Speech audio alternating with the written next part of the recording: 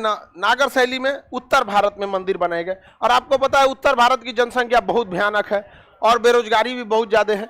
देखिए भगवान जो होते हैं किसी भी धर्म के हो, उनकी याद कब आती है? जब आपके अंदर बहुत ज्यादा पैसा की अभाव हो जाए, गरीबी आ जाए, कोई भयानक बीमारी आ जाए या कोई मुसीबत आ जाए। ये तीन चीज खत्म हो जाएगा तो लोग भगवान को तुरंत भूल जाते हैं।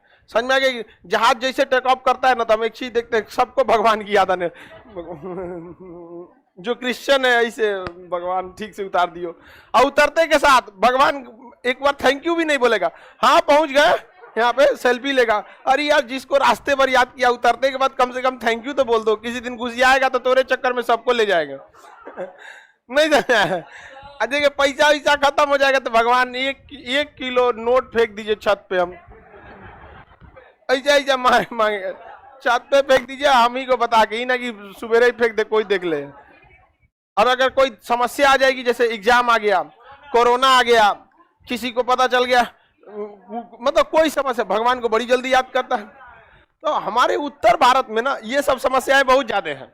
आप ध्यान दीजिए कि जनसंख्या ज्यादा है, गरीबी भी बहुत ज्यादा है, बेरोजगारी भी बहुत ज्यादा है, मुसीबतों ज्यादा है, सोचा बीमारियों बहुत ज्यादा है।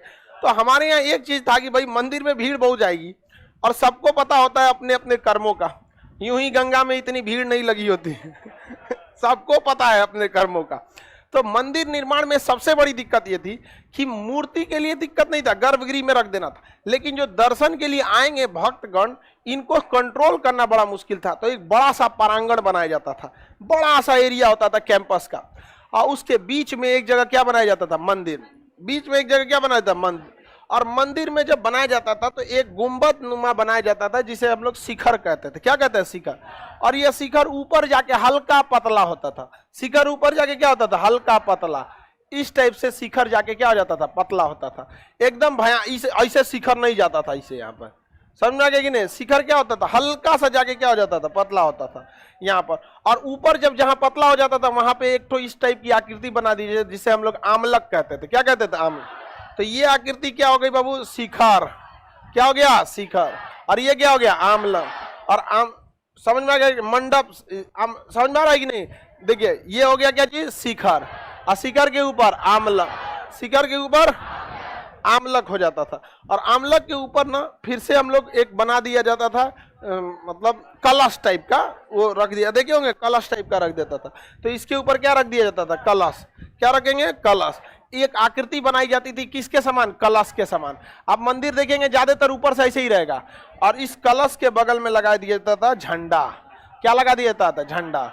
आप मंदिर को देखेंगे इस टाइप में बनेगा, तो आप कोई भी मंदिर ज्यादातर देखेंगे इस टाइप का। पहले क्या रहेगा? शिखर, आमलक, कलश और झंडा। इसी शिखर के नीचे भगवान रहते थे। भगवान को किसके नीचे रखा जाता? इसी शिखर के नीचे किसे रखा जाता? भगवान। यहाँ भगवान को रखा जाएगा, तो इसे कहा जाता था गर्भगृह। क्या कहा गया? गर्भगृह। तो देखिएगा भगवान की जहाँ मेन मूर्ति होगी वहां जाके ऊपरा देखिएगा तो भयानक ऊंचाई दिखाई देगा। समझ में आ गया कि ना? क्या वहां पे? और जब भी हाइट ज्यादा हो जाएगी तो इको होने लगेगा, और ऑटोमेटिक आपको थोड़ा सा शांति का आभास होने लगेगा। वहां पे एकदम जाइएगा गर्भगृह में तो एकदम ऑटोमेटिक शांति होगा। तनियों सा हल्ला करिएगा तो इको होने लगेगा, तो ऑटोमेटिक थोड़ा सा क्या आ जाएगा? शांति आ जाएगा आपके अंदर। तो ये हो गया गर्भगृह। तो ये क्या चीज है बाबू? शिखर के ऊपर। और ये कलश के ऊपर। आगे बढ़े। अब यहां पे था प्रवेश द्वार। क्या था? प्रवेश द्वार। गर्भगृह का प्रवेश द्वार। तो प्रवेश द्वार में एक और गंगा जी की फोटो, एक और यमुना है। गंगा और यमुना उत्तर भारत की दो प्रमुख हैं, और ये दोनों देवी हैं, गंगा जी हैं और यमुना जी हैं। तो एक और गंगा और दूसरी ओर यमुना। गंगा जी और यमुना जी की क्या लगी रहेगी? प्रतिमा, मूर्ति लगी रहेगी। गेट का बड़ा सा गेट रहेगा, इस साइड के गंगा जी और एक साइड पे यमुना जी। अब तब आपको जाना पड़ेगा कहां पर? गर्भगृह में। और गर्भगृह में क्या करना पड़ेगा? परिक्रमा करना है तो परिक्रमा कीजिए, बार बार ऐसे परिक्रमा कर लीजिए, ऐसे ठीक है, परिक्रमा कर लीजिए। जो कुछ करना है परिक्रमा करके बाहर से निकलिए। अब यहाँ पे एक तो वेटिंग रूम बनाया जाता था, जिसे क्या कहा जाता? मंडप।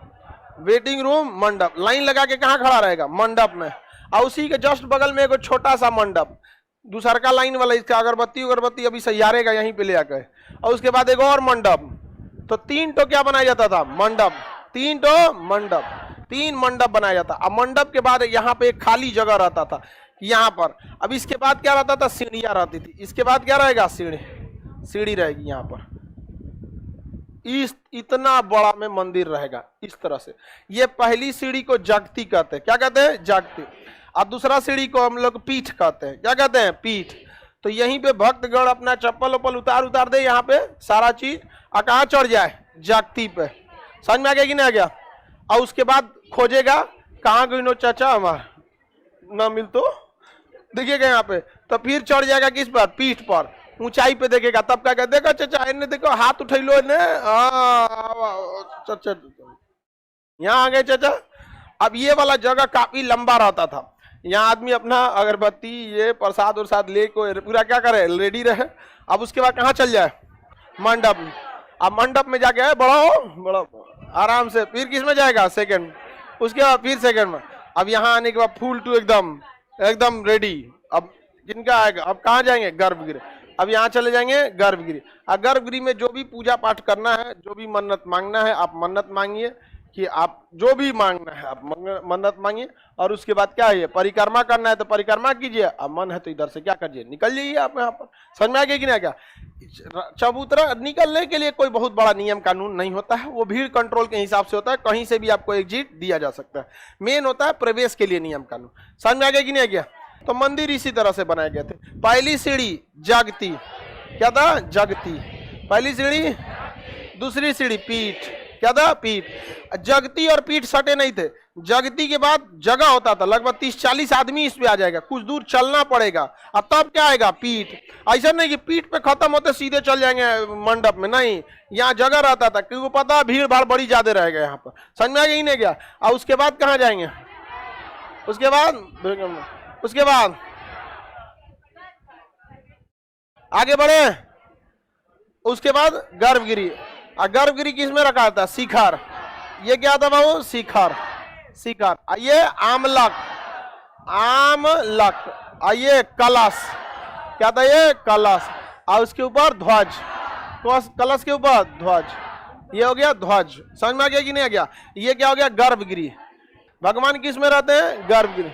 भगवान गर्भगृह में। और गर्भगृह से भगवान को ले निकाल के साल में एक बार घुमाया जाता है।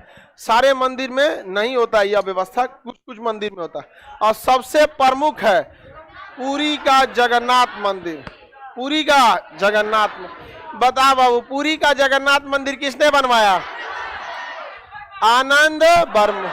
अब पुरी के जगन्नाथ मंदिर को जब गर्भगृह से निकाल के रथ पे रख के जब घुमाया जाता है, तो यह परिक्रमा पूरे विश्व में प्रसिद्ध है।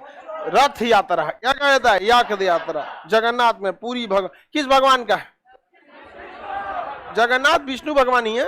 आगे बढ़े। वो बहुत शांत भगवान रहते हैं। समझ में आ गया कि नहीं आएगा। ज्यादा मतलब वो शांत प्रिय रहते हैं। और शंकर जी ये भी शांत रहते हैं, बशर्ते तीसरी आंख ना खुले। ये राम मंदिर है, किसी को दिक्कत नहीं। ये अभी भले बन रहा है 2022 में, लेकिन ये 1000-1500 साल पुराना ये क्या है, डिजाइन है। नागर शैली में बन रहा है, कोई नया डिजाइन नहीं है। बशर्ते टेक्नोलॉजी नहीं है, सब कुछ वही है, बट डिजाइन क्या है, संस्कृति वही पुरानी वाली है, मतलब नागर शैली है। आप देखेंगे ध्यान से तो ये वाला जो है यहाँ पे कहीं जागती, ये और आ गया आपका कौन सा, सीढ़ी हो गया। ये यहाँ पर ये सीढ़ी, चबूतरा, जागती, ये पूरा एरिया हो गया। अब थोड़ा बहुत बस ये चेंजिंग है। अब ये क्या चालू हो गया, मंडप। क्या चालू हो गया, मंडप। मंडप को देखिए, तीनों मंडप को कितना भव्य सजाया गया।